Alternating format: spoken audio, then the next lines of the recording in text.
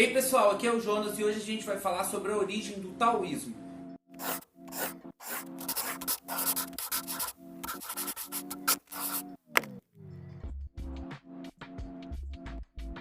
Para entender as origens do taoísmo é muito importante saber que ele é um conjunto de pensamentos filosóficos, culturais e religiosos que a tradição chinesa foi construindo e formando num corpo teórico filosófico que a gente conhece hoje como taoísmo. Tanto é que esse termo taoísmo ou escola taoísta nem é uma coisa que apareceu junto dos primeiros pensadores que nós consideramos taoístas. Simplesmente porque na cabeça deles eles tinham uma filosofia, um pensamento que mais para frente ia ser categorizado como taoísmo, tá? Essa categorização ela vai acontecer mais ou menos ali na dinastia Han e o termo Tao Jia, que é escola taoísta, aparece a primeira vez nessa época, tá bom?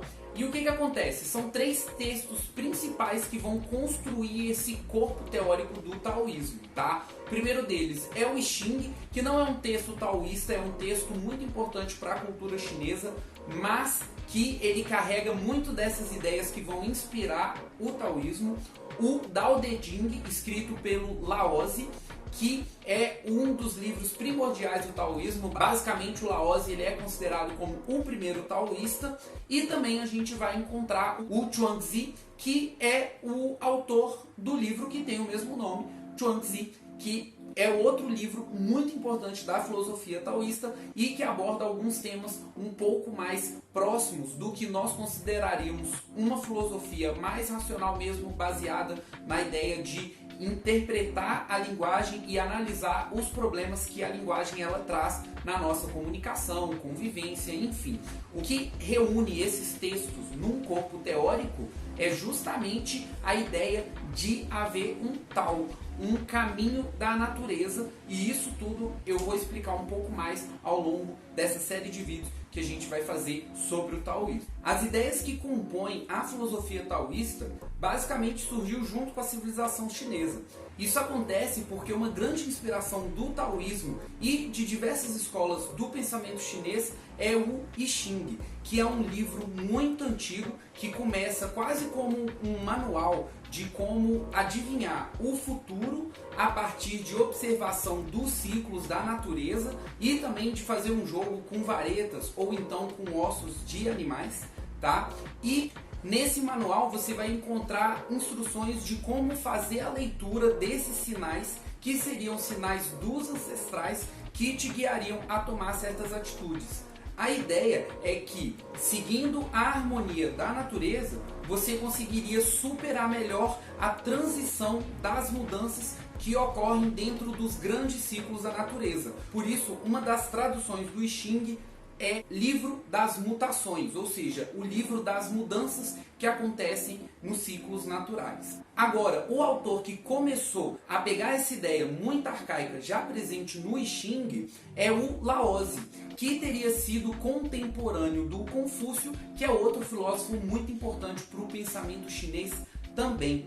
O Laozi ele escreveu um livro, o Dao De Jing, e é um livro muito interessante, muito importante para o taoísmo, só que ele é um livro um pouco difícil de abordar, justamente porque ele não é um livro explicativo, ele é um livro um pouco misterioso, enigmático e que acaba assumindo uma ideia muito importante da filosofia taoísta, que é que a nossa razão, a explicação pelas palavras, ela não é tão eficiente assim quanto a gente gostaria que ela fosse. Mas tudo na antiguidade é um pouco turvo, então não se pode afirmar com certeza onde que foi que o taoísmo ele foi criado e quem foi que é o criador principal do taoísmo. Até porque Laozi, por exemplo, ele não se considerava taoísta, pelo menos não tinha essa construção desse termo desse jeito que a gente está acostumado.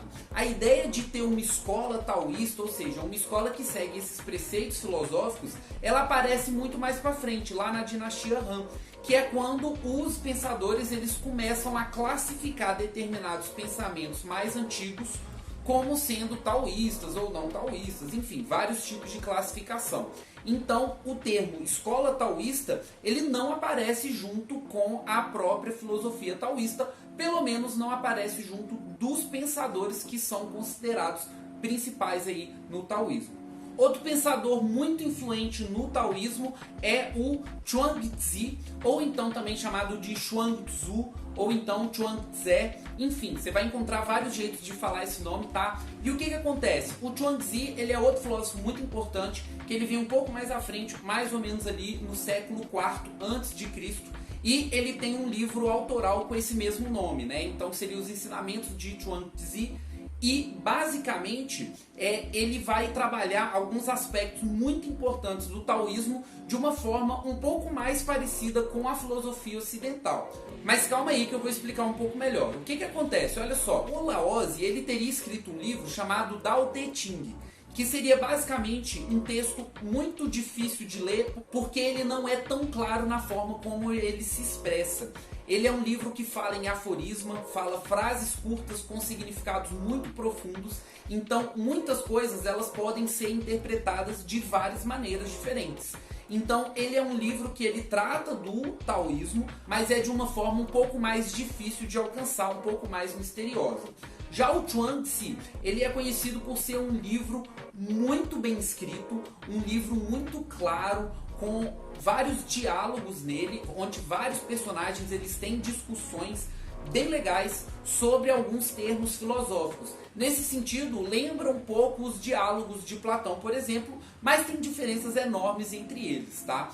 Então, não confunde as duas coisas, mas só para dizer que lembra um pouco. Outra coisa interessante também é que o Chuang-Tzu, ele é um livro que é autoral, e isso era muito incomum. Então, o Chuang-Tzu, ele realmente assinou o livro, ele escreveu como eu, o autor, estou aqui falando com vocês, e isso era algo muito incomum. Então é muito recente essa ideia de se colocar como um autor, como alguém que escreveu tal obra, tá? Então tem algumas características muito importantes sobre esses dois textos. Isso aí a gente pode trabalhar um pouco mais pra frente em outros vídeos, tá? O importante é que esses textos eles são fundamentais para construir essa ideia do taoísmo. Vão passando os séculos e vários filósofos, vários pensadores chineses vão compondo essa teoria filosófica. Então, aos pouquinhos, eles vão trabalhando aqueles conceitos que foram colocados no Chuang-Tzu, no Dao De Ching, e aí eles vão rebuscando e fazendo outras obras sobre ele.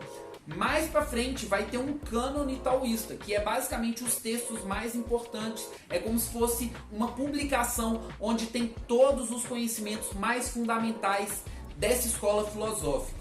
Então é muito importante a gente perceber que o taoísmo não tem um jeito só de ser entendido. Ele pode ser visto como uma religião, mas ele também pode ser visto como uma corrente filosófica. Alguns autores já tentaram definir claramente uma divisão entre esse tipo de taoísmo. O taoísmo que é mais filosófico, o taoísmo que é mais religioso. Tem algumas vertentes taoístas que elas são muito preocupadas com a imortalidade, com o misticismo, com a ideia de fórmulas mágicas e práticas para conseguir saúde e também até no exorcismo. Então o taoísmo ele é muito diverso. Tem outras vertentes que elas são um pouco mais filosóficas, que elas vão abordar o taoísmo numa perspectiva mais da própria linguagem, da incoerência que existe entre o que a gente fala, o que a gente quer dizer e a realidade como ela é. Então, pessoal, esse aí é um breve resumo, tá, dos textos principais que originaram o taoísmo. Se você já leu algum desses textos, deixa aí nos comentários, comenta aí o que você achou, tá? E também, se ficou com alguma dúvida, tem alguma sugestão de vídeo, pode deixar aí também, que vai ser um prazer te responder, tá bom? Lembra aí que se você gostou do vídeo, gostou do conteúdo, deixa o seu like, se inscreve no nosso canal para você poder ficar atualizado de todas as novidades, tá bom? Então a gente se vê no próximo, até mais!